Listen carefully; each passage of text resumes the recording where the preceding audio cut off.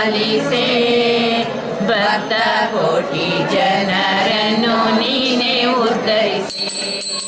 ಅಂಬಾ ಪಾಲಿಸೆ ಜಗದಂಬಾ ಪಾಲಿಸೆ ಭಕ್ತ ಕೋಟಿ ಜನರನ್ನು ನೀನೇ ಉದ್ಧರಿಸೆ. ಭಕ್ತ